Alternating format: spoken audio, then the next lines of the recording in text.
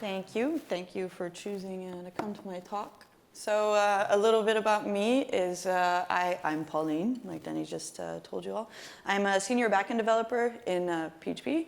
I talk a lot, and it's mostly about Git. I work at the DevCorp in Amsterdam, although currently I live in the south of France for a work assignment. I like hip-hop, cocktails, and the internet. I have a cat and about 3 plants, which are about to die. And I was attacked by a baboon once. But that's a story for another time. Today's story is a choose-your-own-adventure story. Who here doesn't know what a choose-your-own-adventure story is? Okay, so there's one single brave hand. So I'm going to assume that some people are just shy about putting their hand in the air during conference talks.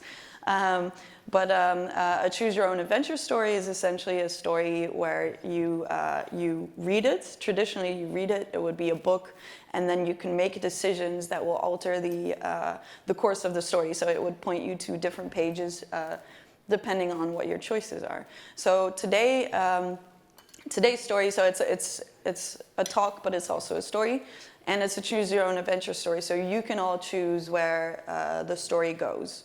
Okay, if that makes sense.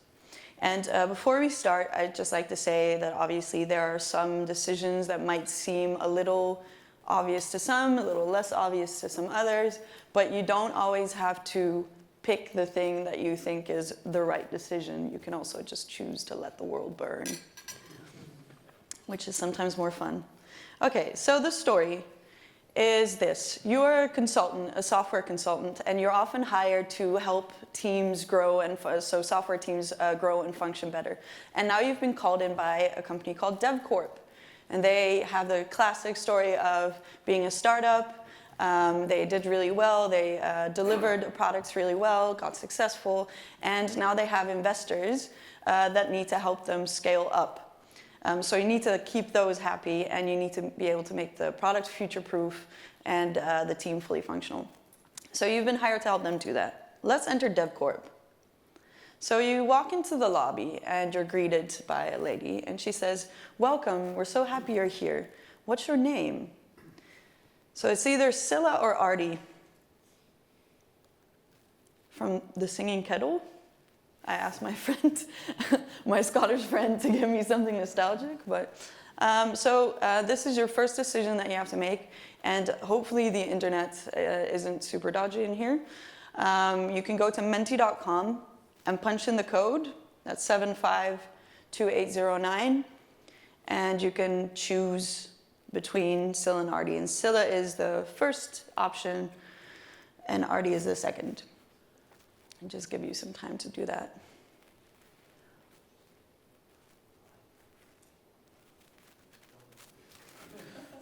Worst look ever.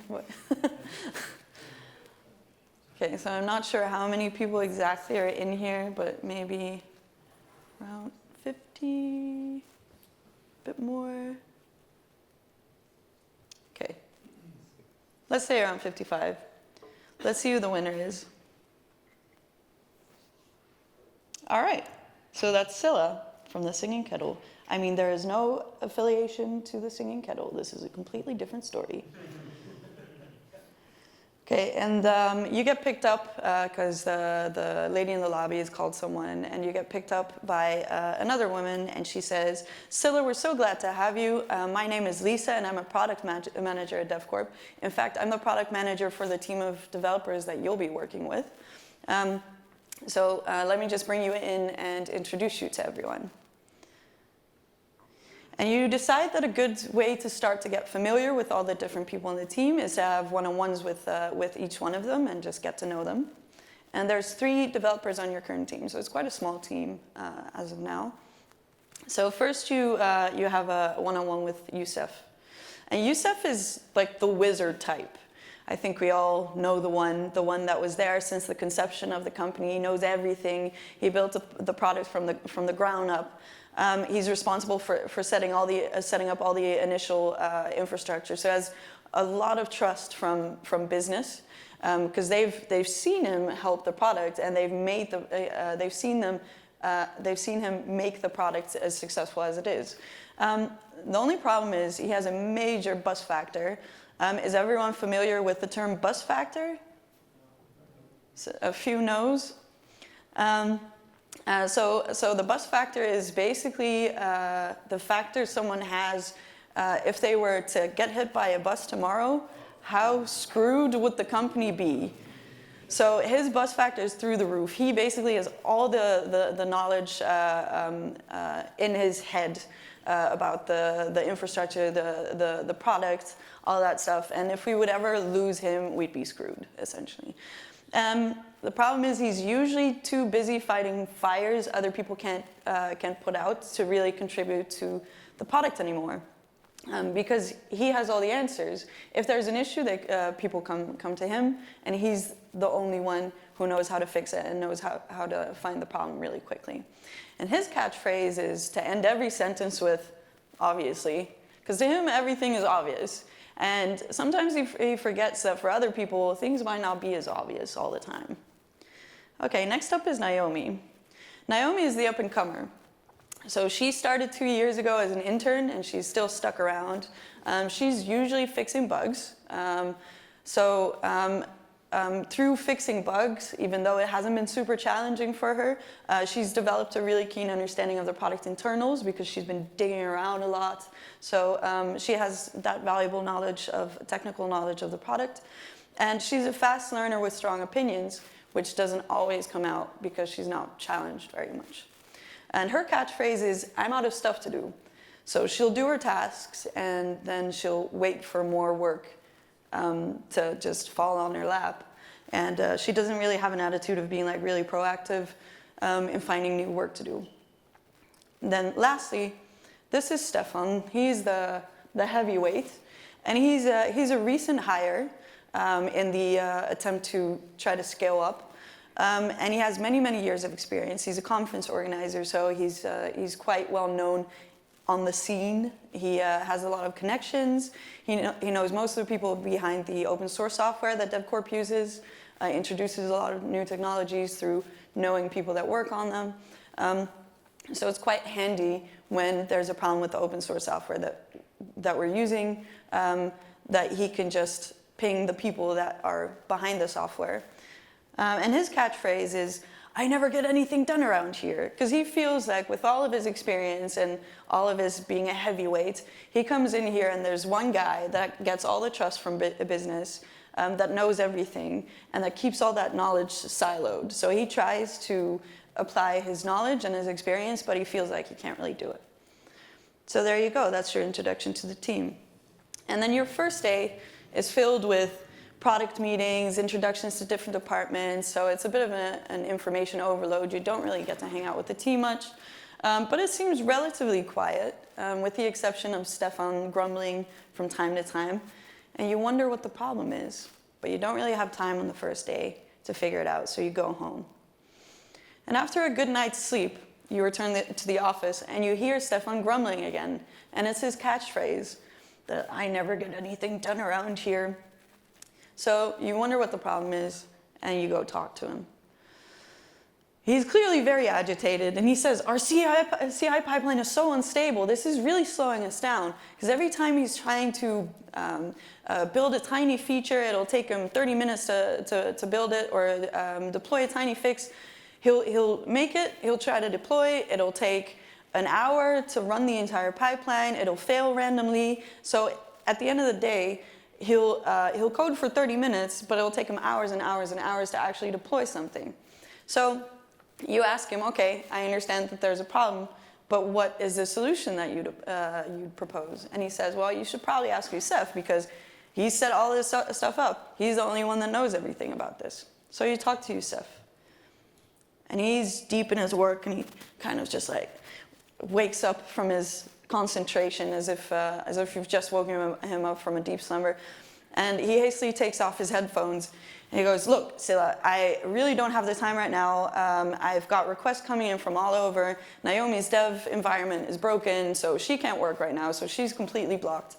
And Lisa is bothering me about some report that she wants for a meeting with stakeholders she has in half an hour, and I have to do a data export for her. So you tried to talk to him about the pipeline, but he says he doesn't have have time because he's putting out those fires that we were talking about before. So again, you've got two options here.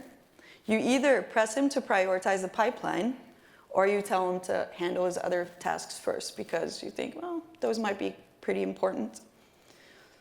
Let me just go to the next question. And then you've got your option 1 and 2 again. And option 1 is press him to prioritize the pipeline. And option 2 is tell him to handle his other tasks first. Keep in mind, it's not about picking the right decision necessarily.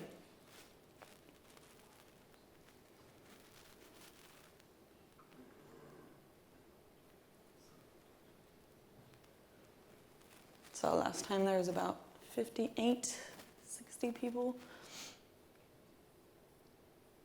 Okay, let's see. So you think about it for a bit, and you think, okay, he might be really busy doing this, but if we don't prioritize this pipeline, we'll be blocking everyone from working for a very long time. So you know this is going to annoy him, but you tell him to prioritize first. And then he works on that. But then Lisa comes up to you later in the day and she says, Scylla, did you take Yusef off that order data export I asked him to do? Because that was really important and I had a meeting and now I've had to do that meeting without having this data ready. And then you say, okay, but what you need to understand is that this pipeline was blocking everyone, and just because you have this request straight away doesn't mean the whole software development team shouldn't be able to deliver, right? And you tell her that if these requests are a common occurrence, that maybe we should build something and prioritize a feature internally to be able to accommodate that, so that she can do this herself instead of being reliant on Yusef, whose job it is to do other stuff, namely to work on the product. So you explain that to her, and she says, okay, I guess that makes sense. And I'll tell the stakeholders we had to prioritize other work, and I'll just send the data later when he's ready to be able to do the exports. So you're not in agreement. And she walks away, and then she stops and she turns around and she says, but wait, if we're working on the product as well as starting to build internal features, would it make sense to add another person to the team? And you think about it for a little bit, and there's two reasonings that you come up with. On the one hand, yes, it's more work, so maybe it makes sense to have a bit of a bigger team because you don't have that many people. On the other hand, you've just started working with these people, so you're not sure if you should be adding people to the mix right now. So you have your two options again. You either agree and try to hire new talent, or you disagree and work with the team you have currently.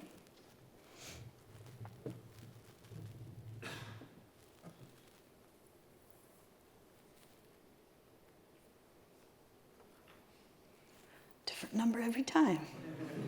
How is that possible? Option 2. Okay, so you disagree and you work with the team that you already have. You figure that if we're going to make this team functional, we need to be able to work smoothly together first before starting to add other people to the mix. So you disagree and you work with the team you have. And then when you go to check on Naomi, because her dev box was broken, right?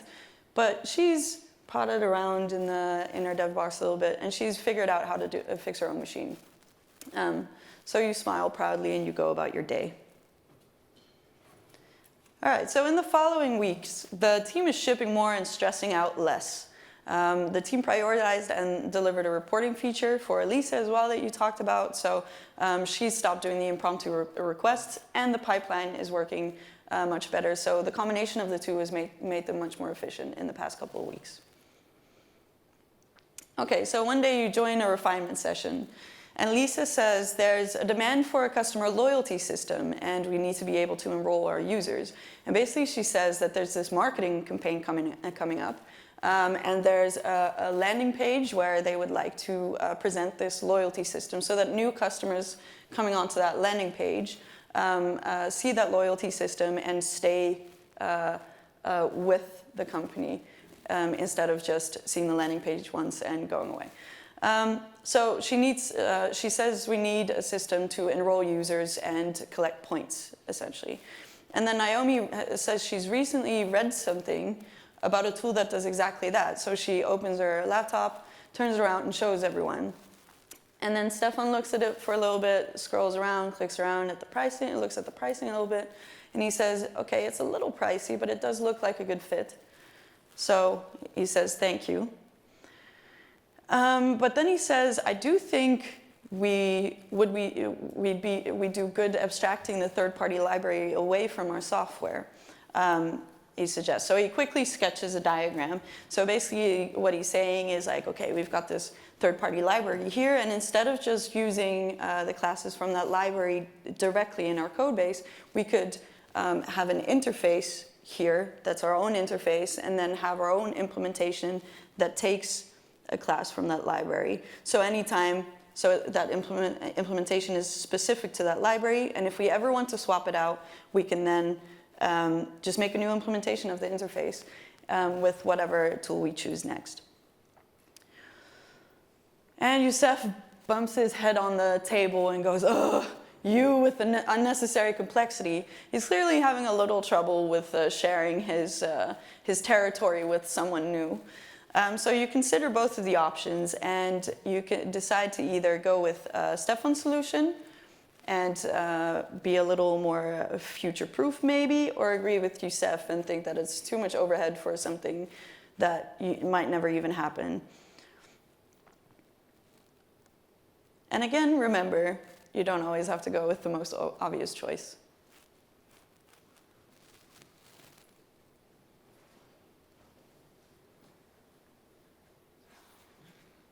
You're getting faster and faster at this.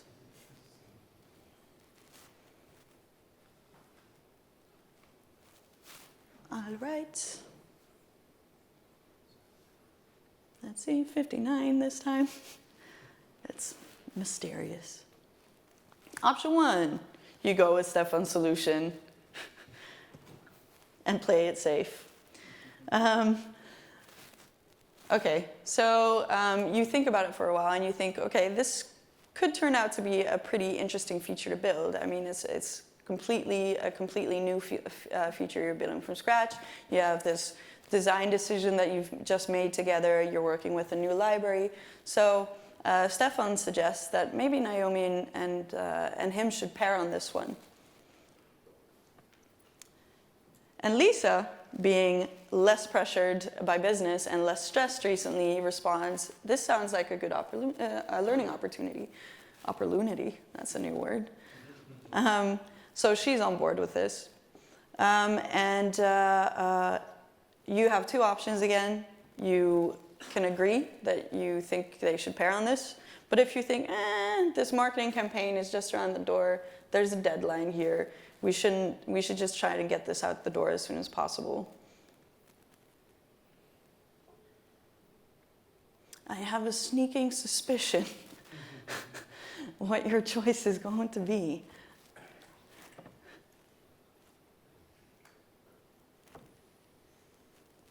$59 people. 60. Okay, that's it. Let's keep it to 60. Surprise, surprise. You're being very smart again. And you say, I think you should pair on this. So Naomi says on it, and she gets a little glint in her eye, and she's very excited. And she rolls her desk chair over to Steffan's desk, and they get to work. Okay. So it's time to check in with the team. It's been a while. It's been like a month and a half. So you do another set of one-on-ones. So again, you talk to Yusef, and he says, at the end of the day, I'm glad you pressed me on that pipeline issue, because ever since then, I've been able to do my job, and I've not gotten all these fires to put out all the time, and I feel like I'm definitely more productive and less stressed out, because not everyone is constantly relying on me. Steffan is also pretty positive because he feels like he can finally do his job. He's pairing with Naomi, so he's got like a mentorship relationship with her. The CI pipeline is working properly, so the team can actually deliver. He feels like he's taken his experience from previous jobs and been able to apply that knowledge in the team now, as opposed to before. And then Naomi says, I really feel like I can develop here. Because before she was mostly doing bug fixes and kind of just waiting for another task and another task to just be dropped on her lap. And now she feels like she's making the decisions with the team, she's delivering value, she's learning new things. So she's really happy. So on your way home that night, you reflect. Two things. This mentorship dynamic is really paying off, you think?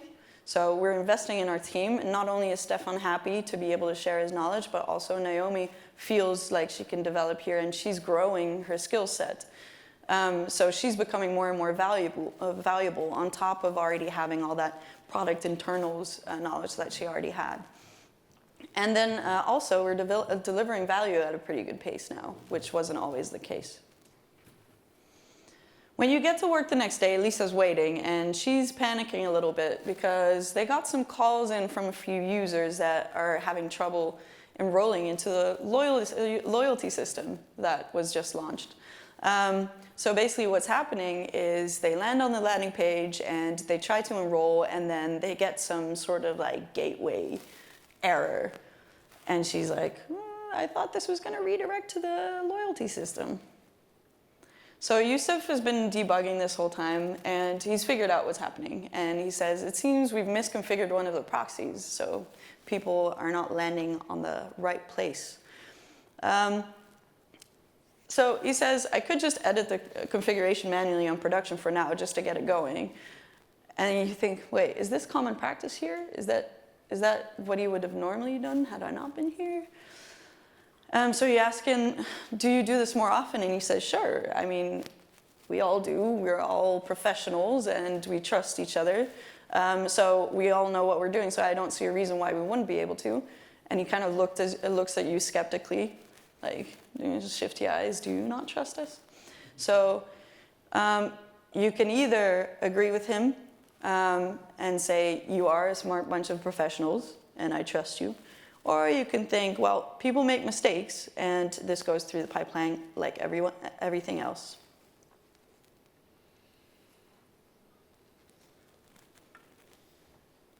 Do you need to see option 1 and 2 again?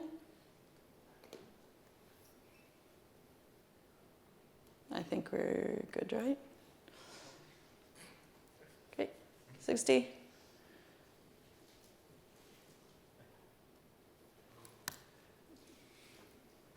Surprise, surprise. People make mistakes, you say. So basically, you explain to him that although you trust everyone on the team, it only takes a moment to lose focus for a little bit, or you might be a little tired, and we should be able to protect our developers against those sorts of times. It has nothing to do with trust. So this goes through the pipeline like everything else. And Lisa says, that's fair, although normally she may have disagreed with that, but she says it's a good thing we have a workable pipeline now. Otherwise, with a critical issue, she might have chosen to bypass the pipeline altogether. So that afternoon, Lisa returns from a meeting with tech management, and she says, so that third-party software, is there an alternative for it? Because it turns out that actually it's not very expandable, and there's changing requirements, obviously, that this library isn't very flexible to accommodate for that, and it's also quite expensive. So she's wondering, management mostly is wondering if it's actually worth paying this expensive license anymore. So Naomi says, let's do some research and see what we come up with, if there's any alternatives. So a few hours later, she's done all her research, and she comes back to you and proposes something. She says, all right, so there's actually a much cheaper alternative, as it turns out. And then Steffan says, well, let's get to it. And 30 minutes later, Naomi says, wow, this has been a breeze. We've swapped out the entire thing because it was never coupled to any part of the code base, as I'm sure you're aware. Wow, and I see it's been deployed already, and it didn't take hours and hours and hours. And you say, great job, team. Lisa's going to be stoked. A few days later, Yusef is on vacation when a critical issue occurs again, and Lisa comes to you panicking. Okay, so something's broken on production, she says, and we're losing orders because users aren't receiving their account confirmation email. And Naomi is eavesdropping and listening. She's trying to reproduce the issue immediately, you see in the corner of your eye. And she says, I see what's going on here. There's something wrong with the email service, but Yusef showed me how to fix it one time. Lately, there's been more of a culture of pairing and doing stuff together. So she brings the service back up, and she says it should be back up in a couple of minutes. And after she's done, okay, that is a wrong path. Sorry about that. I should have tested that. Because Mike doesn't exist in this universe.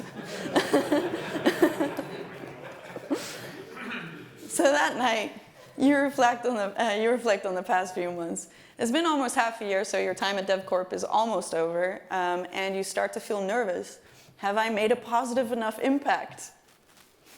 Well, I wonder. So the next day, you take Naomi aside for a chat, and she says, "What's up?" She seems happy, as you can see from the photo. Well, you explain to her she's really stepped up these past few months, and you've enjoyed watching her grow. And you tell her that her knowledge about her product internals, which she already had, is invaluable. But she's now also shown that she can hold her own when thrown in the deep end with that critical issue, and she can just bring something like the email service back up when it's down, which she probably wouldn't have had the confidence to do or the knowledge to do a couple months ago. And she's picked up a lot of new skills through pairing with both Yusef and Steffan, and I'd love to see her pass on her knowledge to potential new teammates. So you say, "That's why I'm happy to offer you a raise. We appreciate your progress, and I'm keen to see how you'll grow in the future." And she's really excited and says, "Thank you, thank you, thank you." And she just seems really happy because she's been stuck in the same place for 2 years, and now she feels like she's actually going somewhere. So a few weeks later, you step into the meeting room with the nice view and the big conference table. It's the board meeting, and they're going to tell you how you fared with DevCorp. And they're going to tell you if DevCorp has improved under your leadership or not. Lisa closes the door behind you, and she looks really nervous. How do you think you've done? Really? 100%. I mean, the reason I discovered a bug here is because I've never done this path before, because nobody so far has been this vanilla. That's all I'm going to say. So the final verdict is they're very happy with the improvements you've made. Surprise, surprise. I'm slightly less happy, I have to admit. No, you did great. You did great. Okay, so the final score. So they make a few remarks, and they say our throughput is through the roof compared to before. We're shipping features and delivering value at unprecedented speeds, because now a bug fix or a feature that would have taken half an hour to build is actually deployed in 20 minutes or less instead of hours and hours, sometimes days, because things randomly fail. And you've managed to keep the team together. You've lost nobody. You've challenged them, and you've even developed their skills further, which is great.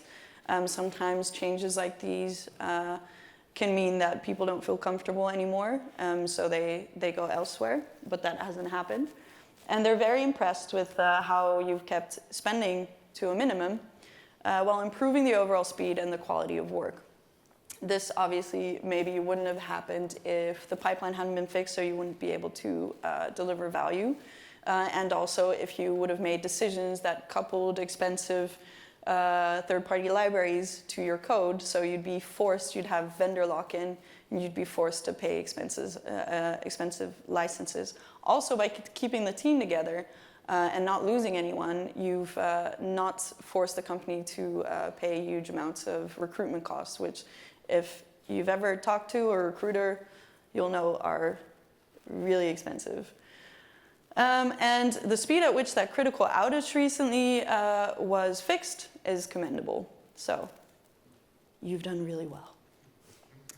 Thank you for playing. I want to give special thanks to my coworker Thijs for telling me about Twine, which is the software that I use to create this. It's basically, it has some really simple conditional logic, and it's really built to make choose your own adventure type things, and it outputs just an HTML file. So that's quite nice. If you want to check it out, it's called Twine.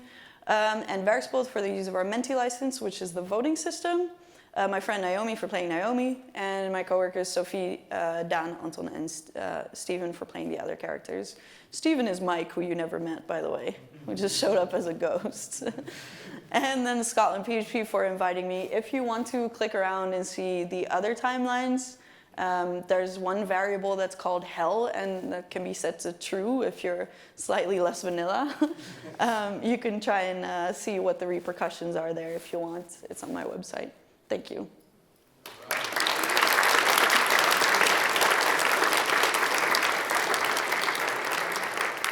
Is there any time for questions? Sometimes people want to have like the alternative ending. Or... We've got a wee bit of time. So. Okay. Yeah, I'm curious to see instances of I am curious to see instances of alternate endings that when you've given this talk in other places. Okay, so wait, instances of like where the storyline goes, Right. or Yeah, because I remember seeing a thread on Twitter where people were like, I'm just trying to make the world burn. yeah, that happened at Dutch PHP. I did guide them a little bit. I tried to guide you guys a little bit as well, but it didn't work, which is sad. But it's never been quite this like clean. Can you tell I'm mad? No, but it's never gone like completely wrong. There's been times where the board was like, we're not gonna like increase funding, but we're gonna see how it goes for like another year. Do you want like specific storylines or? No, it's fine. Okay, cool. Anyone else? Here. Were all the decisions kind of clear cut between what would turn out to be a good and bad decision, or like Clearly. Would you say there's kind of the most ambiguous decision? What is the most ambiguous decision? I think probably the hiring. I think hiring a new person, but I think that really depends on the audience as well and on their experience, and also in how I kind of wrap the options, I think, because sometimes I'm a little bit like eh. But I think the hiring, I think some people still think that hiring a lot of new people is going to solve all your problems magically, when that's often not the case.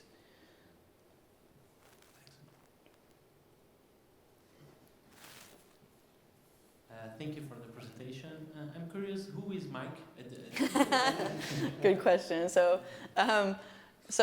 if you would have hired someone else, that would have been him, and he would have been like a similar type to Steffan, except for the fact that like if there hadn't been like a pairing culture, and if there'd been a lot of firefighting still, he wouldn't have really been onboarded in any meaningful sort of way. So he would have just been a really expensive hire who ended up not really being able to do anything. And if Steffan had actually left and that critical outage had occurred, he wouldn't have known what to do with it. So the board would have been like, this person is super expensive, and we still had to deal with this critical issue for a very long time. Even though we're spending so much money on this person. So, and if there was a pairing culture, then Naomi would have walked him through everything and like shown him how to do everything, and it would have been a really good hire. But Interesting. Thank you. no worries. They're making you walk. Was my annual exercise. Is there any element of randomness? No, jeez. No, it's always the two options, because it's because it was already like a lot of time to like do all the different paths. There is no true randomness, but there is definitely some like weirder branches and some combinations of options that would have led to, it's not like a clear cut, like you either go this or that way. But yeah, randomness, like how would you have imagined that? And does the name mean anything? What? Does it branch when you choose your name? Oh, no. You just, that's just an exercise basically. But I do try to like pick names that people understand locally, but I guess no one's seen the Singing Kettle, whatever it is. Does anyone here know the Singing Kettle? Okay, like 5. Okay. There was another hand somewhere. I was also wanted to ask the question about the names. Okay. Is it possible with the other site to see the numbers of what people voted for rather than just the winner? There is a debug mode, but I'm not sure if I didn't build that. That's a Twine standard feature, but I'm not sure if I can actually put that in the outputted file. But I'll try and add it. I think we're good. Just a quick one from me. How long did that take to put together? Really? It's like an awful lot of work. Yeah, it was a lot of time actually, and like I'd done the idea, it had been accepted somewhere, or no, it was actually I did the on-con at Dutch PHP, and so for the next year I had a dedicated slot because that's what you then win, and I thought, okay, I'll do a choose your own adventure talk because I thought it was really cool, and then the closer the date came, I was like, what have I done? And without the Twine thing, it would have been, but yeah, it took hours and hours. I still want to make it a little bit more polished though. Thank you. Someday maybe. Okay. It does. Thank you.